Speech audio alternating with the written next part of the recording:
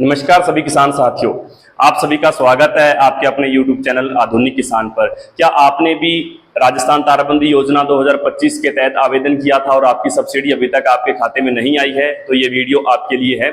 मैंने पिछले कुछ समय में तारबंदी पर वीडियो बनाई थी जिसमें आपको पूरी प्रक्रिया बताई थी कैसे आप तारबंदी, खेत की तारबंदी करवाने के लिए आपको जो सरकार सब्सिडी देती है उसका कैसे आवेदन कर सकते हैं।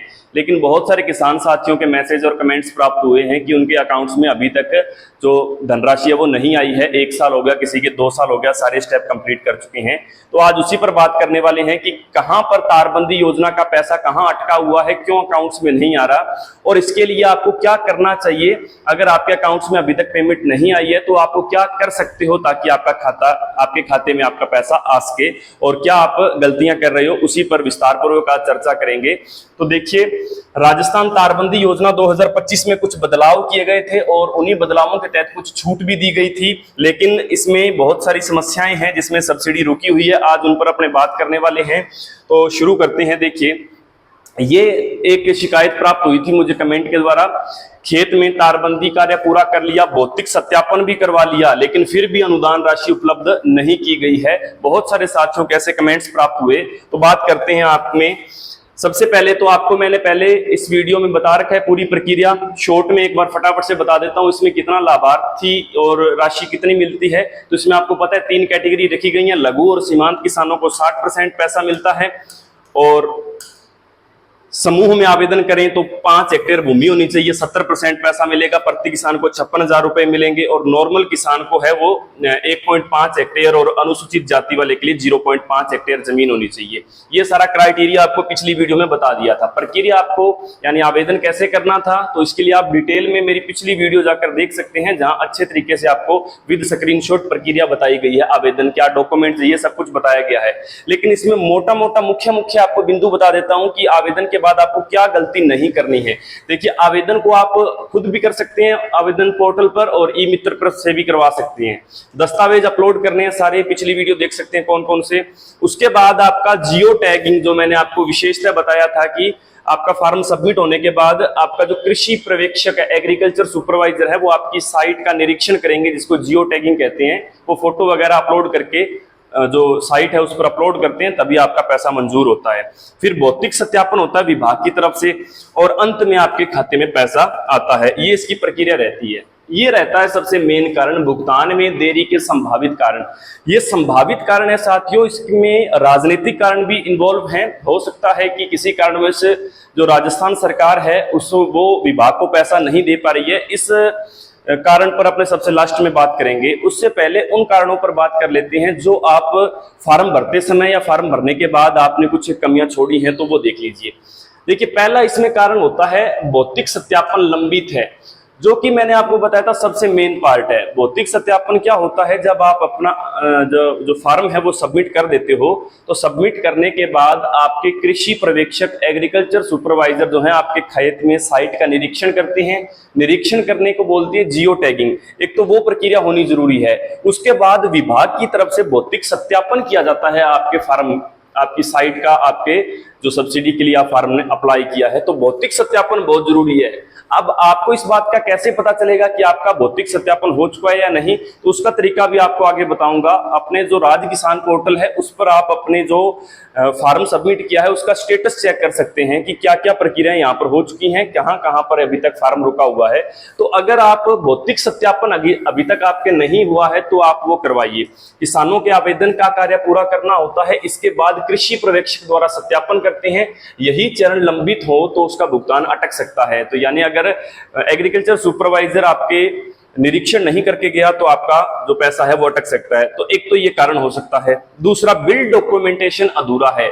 जो आपने तारबंदी करवाने के बाद जो बिल प्रस्तुत करने थे पोल के और तारों के, उसके बिल अपलोड करना कंपलसरी होता है। तो देखिए, किसानों को खर्चीले बिल रसीदें अपलोड करनी होती हैं। यदि बिल पूरे नहीं मिले तो प्रक्रिया में रुकावट आ सकती है।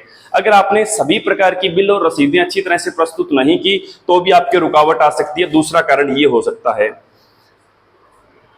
इसके बाद तीसरा, इसमें क्या रहता है, पहले आओ पहले पाओ के आधार पर जो है वो पैसा दिया जाता है, फर्स्ट कम फर्स्ट सर्व आधार पर आवेदन। इसका मतलब क्या है कि इसमें जो सब्सिडी है वो पैसा लिमिटेड होता है, सरकार सीमित मात्रा में पैसा देती है। तो उसमें जिन जिन साथियों के पहले फॉर्म होते हैं, अगर जितने धनराशि एक साल के बजट में तारबंदी योजना के लिए सरकार लागू करती है, उतनी धनराशि जितने पहले आए व्यक्तियों में पूरी हो गई, तो उसके बाद में जिन लोगों ने फार्म भरे हैं तो उनका नंबर अगले साल आएगा, या हो सकता है उनका फार्म जो है वो रद्द भी कर दिया जाए।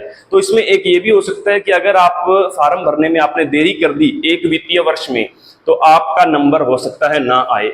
तो आवेदन क्रम में स्वीकृति दी जाती है क्रम में, यानी जो पहले फार्म भरेंगे उनको पहले सबसे ज्यादा पहले चांस है कि उनका पेमेंट आएगा। यदि आपका आवेदन बाद में हुआ है या मंजूरी नहीं मिली है तो भुगतान में विलंब हो सकता है। तो एक ये भी कारण हो सकता है।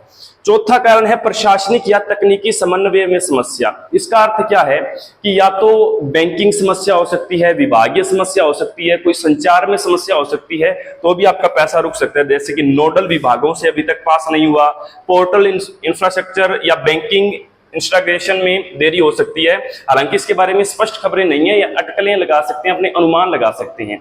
ये 4 कारण हो सकते हैं। और 5वां कारण जो सबसे मेन रहता है वो राजनीतिक कारण है साथियों। इसमें क्या होता है, जो पैसा देती है वो पैसा सरकार देती है, राज्य सरकार।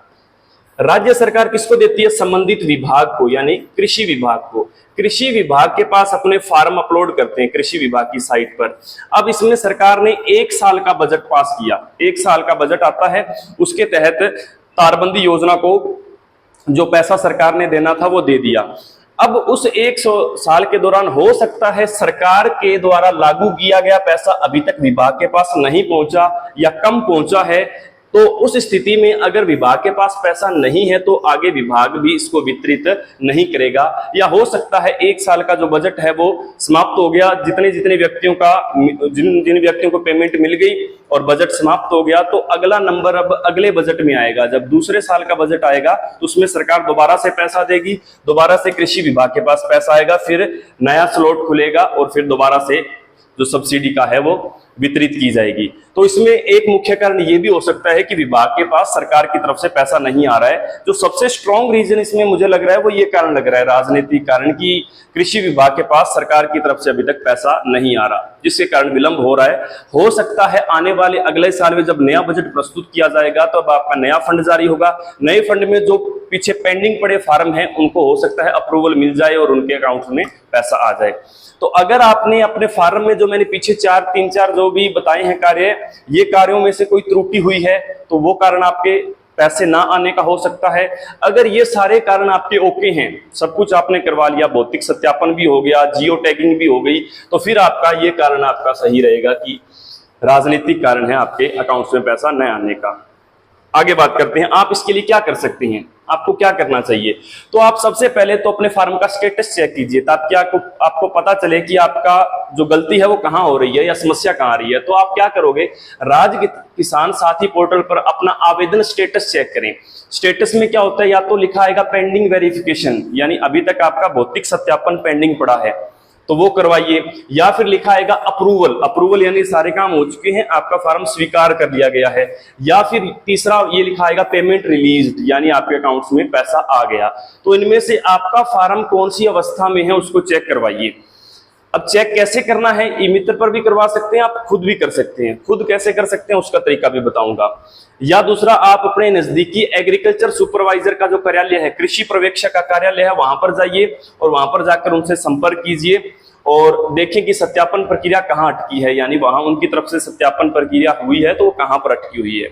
तीसरा, आप क्या कर सकते हैं, यदि बिल अपलोड में समस्या आ रही है तो संबंधित मुख्यमंत्री किसान हेल्पलाइन या ई मित्र सेवा से आप सहायता ले सकते हैं अगर आपके बिल अपलोड में कोई समस्या आ रही है तो। या आप फोन या एसएमएस अलर्ट की जांच करें, कभी कभी बैंक खाते में पैसा आने पर, ये तो खैर रीजन नहीं होता क्योंकि किसान साथी सब जागरूक हैं, अपने अकाउंट्स चेक करते रहते हैं, तो आप अपनी तरफ से ये कार्य कर सकते हैं ताकि आपको पता रहे कि आपका जो सब्सिडी है वो कहाँ रुकी हुई है। अब अगर आपको अपना स्टेटस चेक करना है, फार्म का स्टेटस कहां तक पहुंचे है आपकी प्रक्रिया, तो आपको क्या करना है, सबसे पहले राज्य किसान rajasthan.gov.in यानी पोर्टल को खोलेंगे जहां पर आपने आवेदन किया था। उसमें आपको एक सेक्शन मिलेगा एप्लीकेशन स्टेटस। जब आप साइड में 3 डॉट्स होते हैं वहां पर जाओगे तो वहां आपको एक ऑप्शन मिलेगा एप्लीकेशन स्टेटस। यहां पर जाएंगे, यहां आपको जो नंबर मिला हुआ है आपके फॉर्म सबमिट होने के बाद, वो नंबर डालोगे तो इसमें आपका आ जाएगा कि आपका जो स्टेटस क्या है। अभी जैसे कि बताया, अगर वेरिफिकेशन हो गया तो वेरिफिकेशन दिखाएगा, अगर पेमेंट स्टेटस दिखा रहा है या पेंडिंग दिखा रहा है, क्या दिखा रहा है, तो उसको आप देख सकते हैं। अगर आपका पेंडिंग दिखा रहा है तो अभी तक आपकी प्रक्रिया चल रही है, अगर आपका वेरिफिकेशन दिखा रहा है तो अभी वेरिफिकेशन की प्रक्रिया चल रही है। अप्रूवल दिखा रहा है तो इसका मतलब अप्रूवल हो चुका है, पैसा कभी भी आ सकता है। यदि पेंडिंग दिखे तो कैसे सुधारें, किससे संपर्क करें, उसके बारे में देख लीजिए। आप स्थानीय स्तर पर क्या करें, अगर आपका फार्म पेंडिंग दिखा रहा है तो आप या तो एग्रीकल्चर ऑफिसर से जाकर मिलें या फिर ई मित्र केंद्र पर जाएं और अपना स्टेटस प्रिंट निकलवाएं, और प्रिंट निकलवाकर अपने नजदीकी कृषि पर्यवेक्षक कार्यालय में जाकर दिखाएं और चेक करवाएं। या हेल्पलाइन नंबर है, आप अपने स्टेटस और एप्लीकेशन नंबर को नोट कर लीजिएगा और इस हेल्पलाइन नंबर पर उनसे पूछकर अपना स्टेटस चेक कर सकते हैं, या ई मित्र हेल्पलाइन नंबर पर भी पता कर सकते हैं। मुख्य बिंदु आपको इसमें क्या ध्यान रखने हैं, देखिए, एक तो सत्यापन और बिल को सही ढंग से पेश करना है, भौतिक सत्यापन और बिल सही रखने हैं आपको। जल्दी आवेदन करना है, जब भी नया बजट आता है, नया स्लॉट खुलता है तो पहले आपको आवेदन करना है, क्योंकि पहले आओ पहले पाओ के आधार पर होता है। और स्टेटस ऑनलाइन देखते रहें और समय समय पर कृषि अधिकारी से मिलते रहें, और ये जानते रहें कि ये नहीं कि आपने फार्म भरकर छोड़ दिया, भूल गए, अपने आप पैसा आ जाएगा। आप संपर्क में रहिए अपने कृषि पर्यवेक्षक से या किसी भी कार्यालय से। तो ये सब गलतियां होती हैं छोटी छोटी, जिनके कारण आपका पैसा रुक जाता है। अगर आपने सारी प्रक्रिया सही की है तो किन्हीं न किन्हीं राजनीतिक कारणों से आपका पैसा रुका हुआ है, हो सकता है अगले बजट में आपका पैसा आ जाए। तो ये मेरे कुछ किसान साथियों के बार बार प्रश्न आ रहे थे कि तारबंदी योजना में पैसा नहीं आ रहा, तो उसके लिए आज की ये वीडियो लाए हैं। आई होप, उम्मीद करते हैं आपको अपने सवालों का जवाब मिल गया होगा। इसके अलावा साथियों, हमारा काम होता है सरकार की योजनाओं को आप तक पहुंचाना। अब सरकार के जो क्रियाकलाप हैं वो सरकार ही जानती है, कब पैसा रिलीज करती है, क्यों नहीं रिलीज करती, तो इस सब कारणों के बारे में ये राजनीतिक कारण होते हैं। हमारा काम सिर्फ इतना है कि योजना के बारे में किसानों तक पहुंचा देना, ताकि किसान इसका लाभ ले सकें। तो मिलते हैं अपनी नई किसी वीडियो में नई जानकारी के साथ। और किसान साथी जो हमारे चैनल पर नए हैं उनसे आग्रह है कि आप इस चैनल को सब्सक्राइब कीजिए, क्योंकि इस चैनल पर आपको किसानों से जुड़ी योजनाओं को समय समय पर नई नई योजनाओं को बताया जाता है, ताकि आपको लाभ मिल सके। तो मिलते हैं अपनी नई वीडियो में, तब तक के लिए धन्यवाद, नमस्कार, जय हिंद, जय किसान।